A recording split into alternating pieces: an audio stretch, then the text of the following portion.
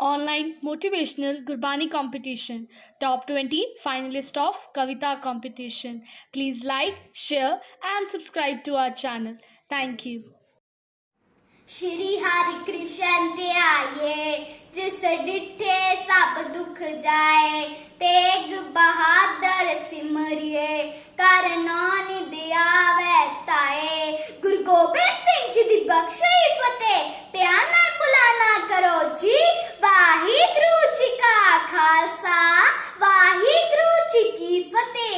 मैं हरगुनप्रीत कौर खालसा तुहाडे सामने 8वीं पातशाह श्री गुरु हरकृष्ण साहिब जी दी कविता सुनान जा रही हां। प्यार नाल सरवण करना जी।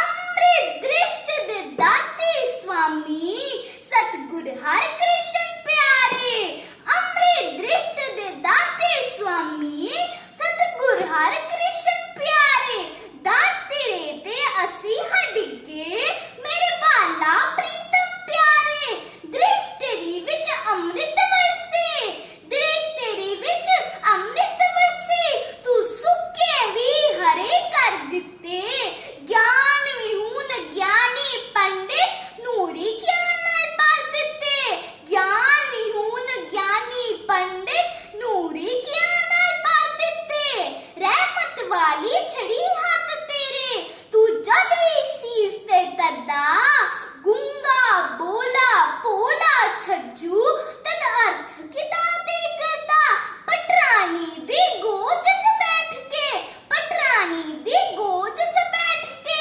उसदा सुक्ता पाग जगा दिता जिस जगा तुसी बैठे जाके उथे अज भी कीर्तन मंगलाए किले दिले दे वीरान सब हो गए किले दिल्ली दे वीरान सब हो गए तेरा अज भी शोभदा बंगला है तेरा अज भी शोभदा बंगला है तेरा अज भी शोभदा बंगला है।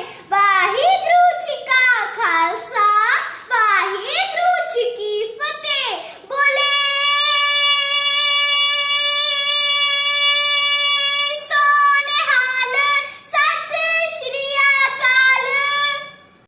Online Motivational Gurbani competition. Top 20 finalist of Kavita competition. Please like, share and subscribe to our channel. Thank you.